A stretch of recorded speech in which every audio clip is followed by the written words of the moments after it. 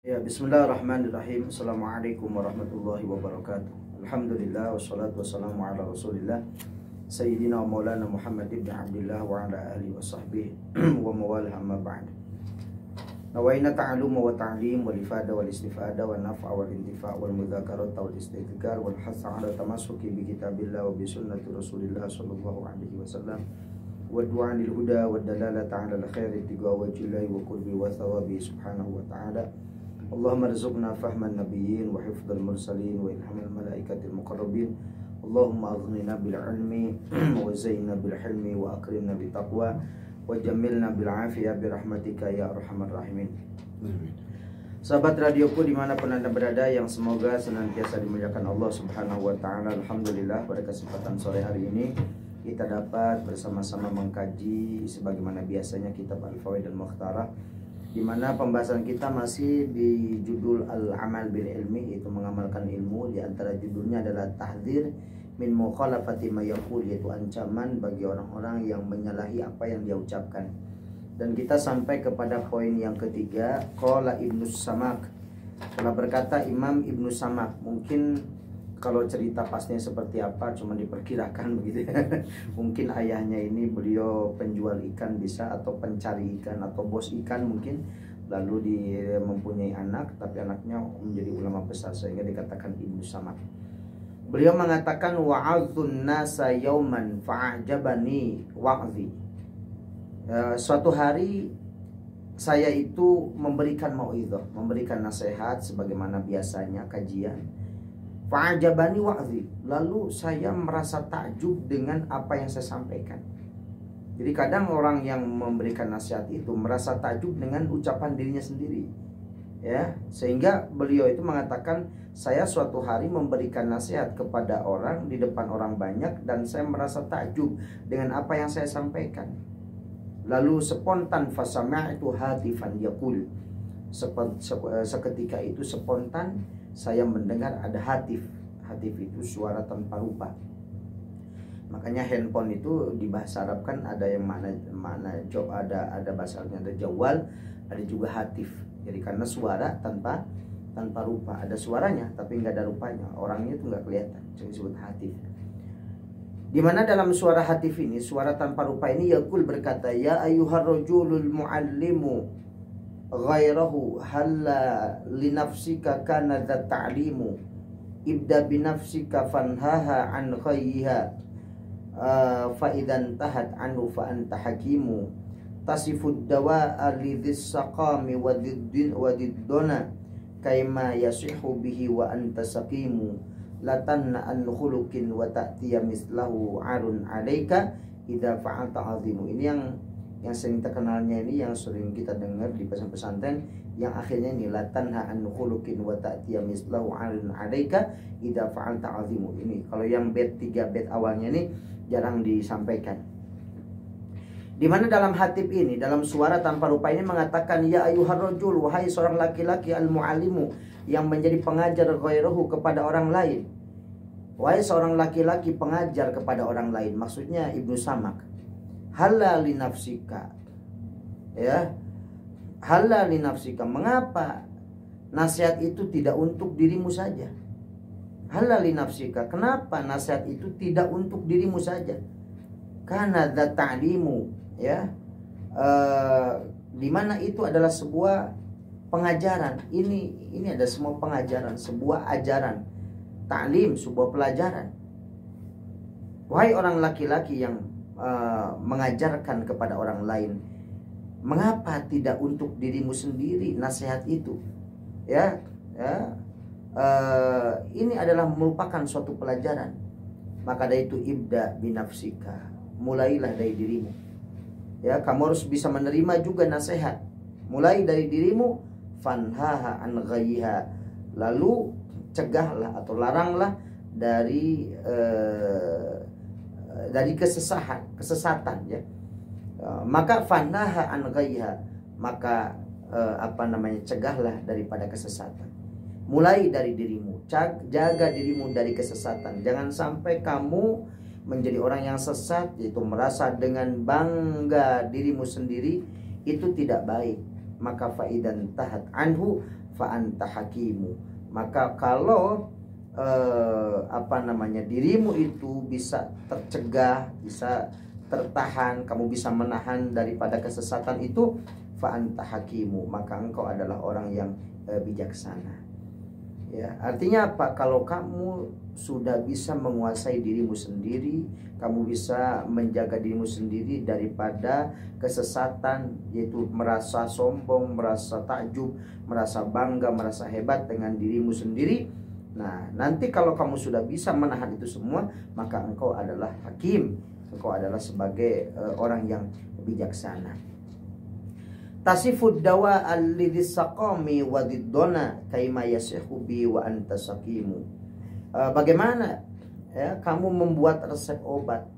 Tasifud dawa, kamu mensifati, membuat, ya, menyampaikan ramuan-ramuan obat lidis saqami untuk orang yang sakit, wa diddona, dan maknanya sama, yaitu adalah orang yang punya sakit, kaima yasihu bihi, agar orang yang sakit tersebut menjadi sehat. Sementara wa anta saqimu, sementara kamu sendiri adalah orang yang sakit. Jadi artinya apa? Artinya kamu, hai seorang laki-laki pengajar orang lain, mulai dari dirimu menjadi orang yang baik, menjadi orang yang bisa dinasihati. Ya, dan ketika kau menyampaikan hal-hal kepada orang lain, mulai dari dirimu sendiri. Kenapa? Karena bagaimana kamu akan memberikan sifat-sifat, memberikan ramuan-ramuan obat kepada seseorang agar orang itu menjadi sehat walafiat, agar orang itu menjadi kembali normal, sementara wa anta saqimu, sementara kamu sendiri sakit. Artinya kamu mau memberikan nasihat kepada orang lain jangan sombong, sementara kamu sendiri sombong. Kamu mau memberikan nasihat kepada orang lain agar sodako, sementara kamu sendiri tidak sodako. Artinya apa? Kamu memberikan nasihat kepada orang lain, memberikan nasihat, memberikan obat agar sembuh, agar sehat itu dengan sodako, sementara kamu sendiri sakit, yaitu apa? Kamu tidak sodako. Bagaimana ini? Tidak bisa. Maka dari itu la tanha an khuluqin wa ta'tiya mislahu. Maka dari itu jangan kau larang, ya, akhlak-akhlak orang-orang yang keji, wa ta'tiya mislahu, dan kamu melakukan itu. Arun, itu adalah aib besar. Kamu jangan larang dari akhlak-akhlak yang buruk, sementara wa ta'tiya mislahu, sementara kamu sendiri melakukan itu. Maka arun alaika, ini sangat aib bagimu, aib besar bagimu jika kamu melarang kepada orang lain untuk melakukan akhlak supaya tidak melakukan akhlak yang buruk, sementara kamu sendiri melakukannya. Ini adalah sebuah aib yang besar. Idza fa'alta 'azimu, jika kau lakukan maka ini akan menjadi sesuatu yang luar biasa. Artinya apa? Artinya bahwa kita ketika memberikan nasihat kepada orang lain, jangan sampai kita sendiri tidak mau dinasehati, jangan sampai kita sendiri melakukannya, sehingga ini menjadi aib besar, menjadi kekurangan besar, menjadi sesuatu yang tercela di mana kau lakukan itu. Kenapa? Karena tidak sesuai. Ibaratnya kamu memberikan resep obat kepada orang yang sakit supaya sehat, sementara kamu sendiri supaya gak sehat. Ini bagaimana bisa? Orang gak bakal percaya sama Anda. Kalau apa? Kalau Anda sendiri tidak sehat, sementara Anda memberikan resep obat-obat kepada mereka. Artinya apa berarti di sini? Berarti Anda melakukan apa yang tidak Anda sampaikan, sehingga berarti Anda menyalahi apa yang Anda ucapkan, apa yang Anda sampaikan kepada masyarakat.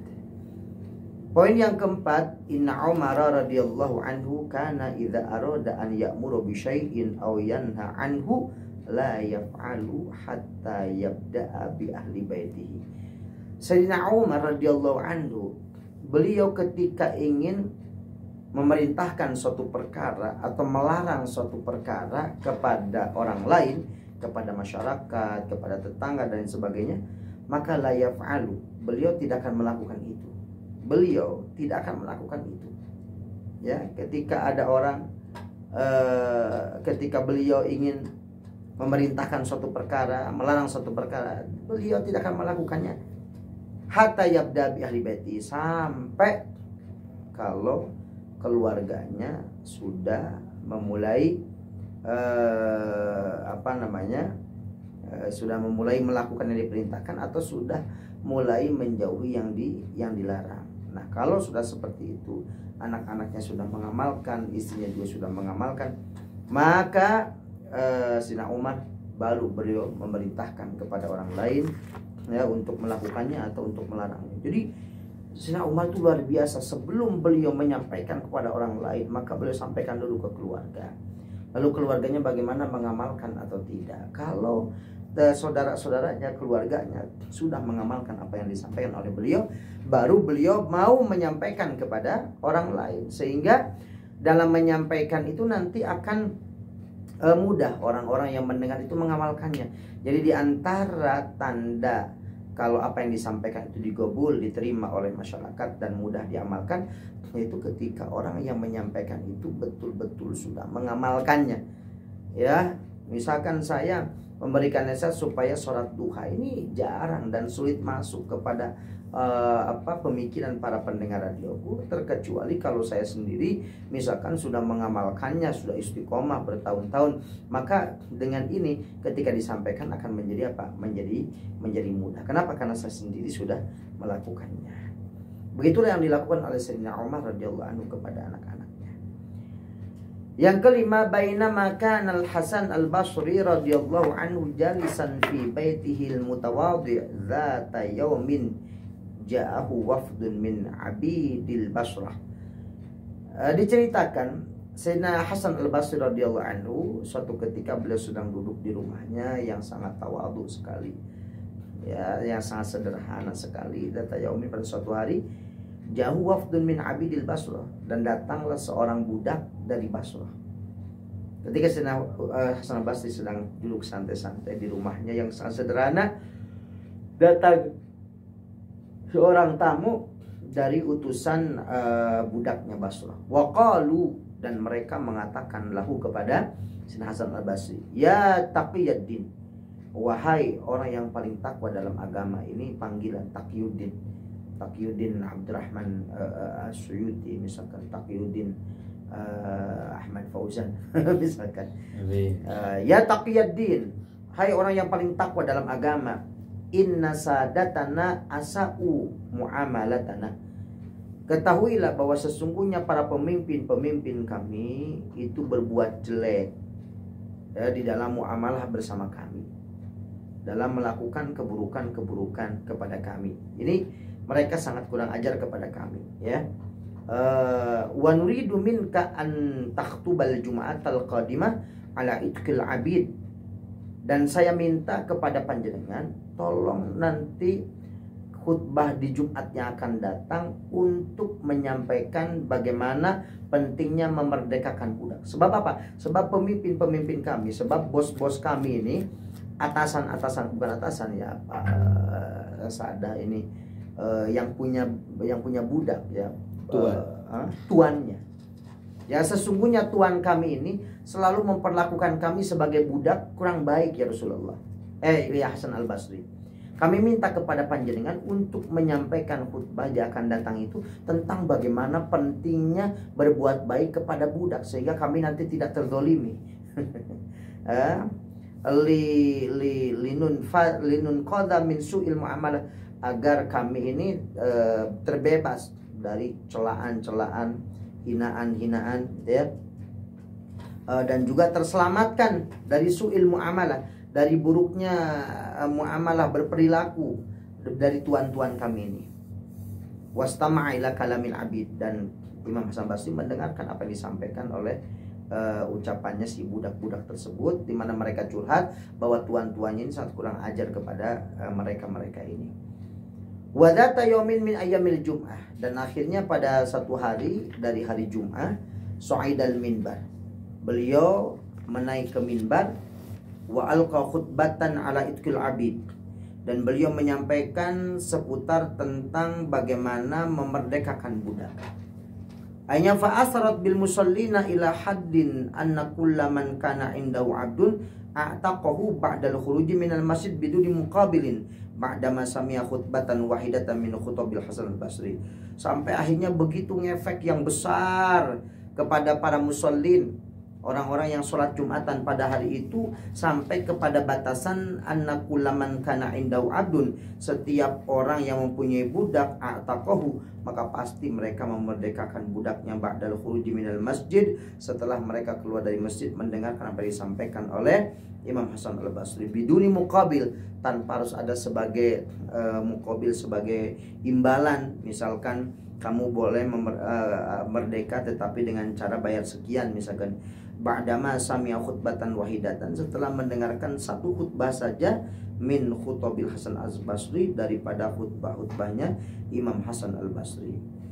Akhirnya wa madhatil ayyam, setelah beberapa hari berlalu berjalan, dan masya Allah sekarang banyak sekali budak-budak yang merdeka gara-gara kalamnya Imam Hasan al-Basri, karena memotivasi untuk memerdekakan budak. Wa idzan biwafdil abid ladina ja'uhu min qablu, dan ternyata setelah beberapa hari kemudian beliau Imam Hasan al-Basri didatangi oleh tamu, sekelompok tamu yang begitu banyak, di mana mereka semua datang kepada Imam Hasan al-Basri,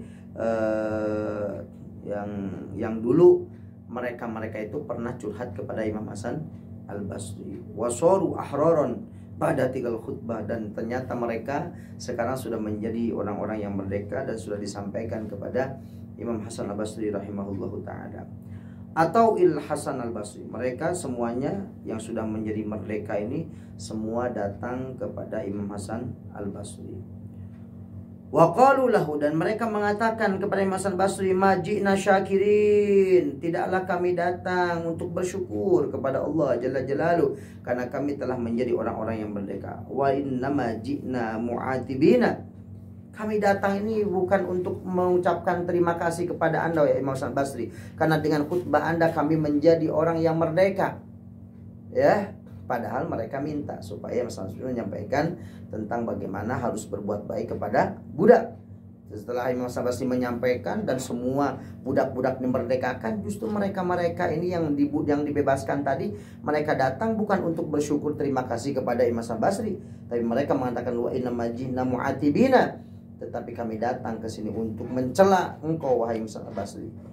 Faqala lahumul Hasan al-Basri radhiyallahu anhu, lalu Imam Hasan al-Basri beliau bertanya, wa fi mal aitabu ya ikhwatana, apa yang menyebabkan kamu harus mencaci maki aku? Aku ini adalah orang yang disuruh Anda, kalian semua, untuk menyampaikan khutbah tentang budak, sudah saya laksanakan, dan sekarang alhamdulillah kalian semua sudah pada merdeka, tapi kenapa mesti saya dicela seperti ini?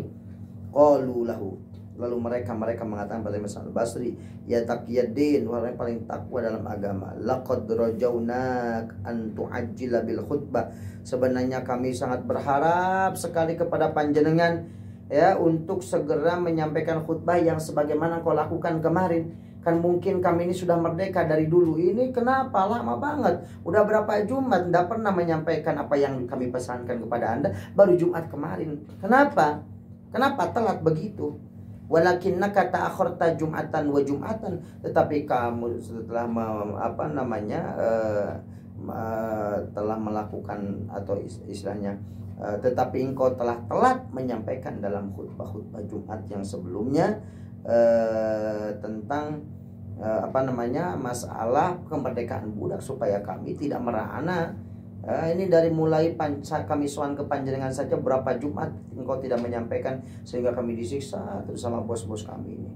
Wa nahnu kunna fi masisil haja ila ta'jil, dan kami sebenarnya datang sangat mendesak kepada Anda untuk segera menyampaikan, untuk segera cepat melakukan apa yang kau sampaikan Jumat kemarin, dari dulu Jumat-Jumat yang sebelumnya. Kenapa Anda malah menunda-nunda? Faqala lahumul Hasan al-Basri radhiyallahu anhu, dari Imam Hasan al-Basri beliau menjawab dengan santai, disampaikan kepada para budak ini, atadruna ma sirru fi annani ajaltul khutbah, kamu tahu enggak apa rahasianya kenapa saya ini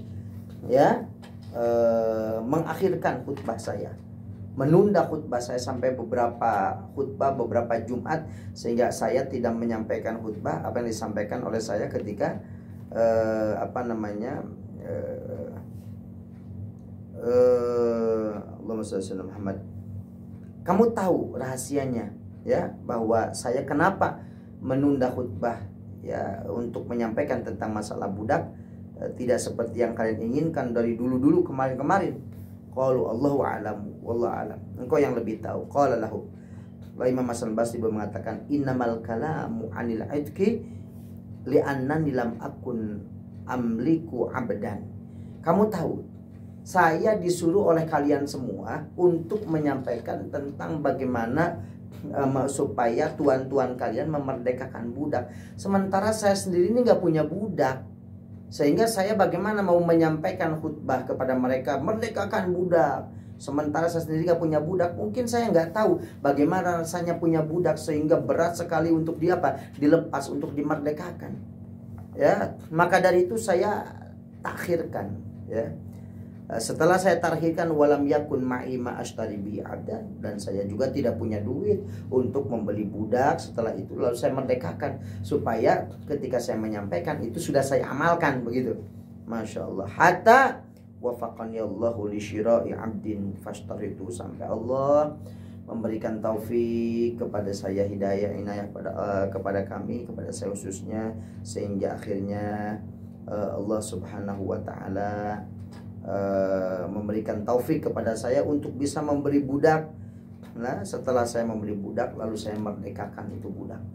Masya Allah. Falamma tabaqtul kalama ala nafsi, awalan ketika saya sudah memulai mempraktekkan dalam diri saya sendiri, da'autun nasa ba'da dzalik, setelah itu baru saya menyampaikan kepada orang lain, supaya apa yang saya sampaikan itu sesuai dengan apa yang saya lakukan. Fastahabu lillahi rabbil alamin. Akhirnya fastajabu, lalu akhirnya mereka menjawab daripada panggilan Allah, Tuhan semesta alam. Artinya apa? Mereka langsung iman kepada Allah SWT dan percaya, dan apa yang disampaikan oleh Imam Hasan Basri, yaitu bagaimana beliau tidak langsung menyampaikan khutbah tentang masalah mereka budak, karena beliau menunggu yang pertama, yaitu adalah beliau sampai mempraktekkan sendiri, karena nanti gak bisa merasakan bagaimana beratnya memberikan budak kalau beliau tidak punya sendiri, seperti itu. Makanya supaya diamalkan dulu oleh beliau, setelah itu baru disampaikan kepada masyarakat, sehingga langsung memberikan efek, sehingga tuan-tuannya para budak-budak itu tadi langsung memerdekakan budaknya dengan barokahnya Imam Hasan Basri. Beliau ketika menyampaikan dalam khutbahnya, beliau sendiri sudah melakukannya, seperti itu. Wallahu a'lam bishawab. Iya, baik, terima kasih Ustaz.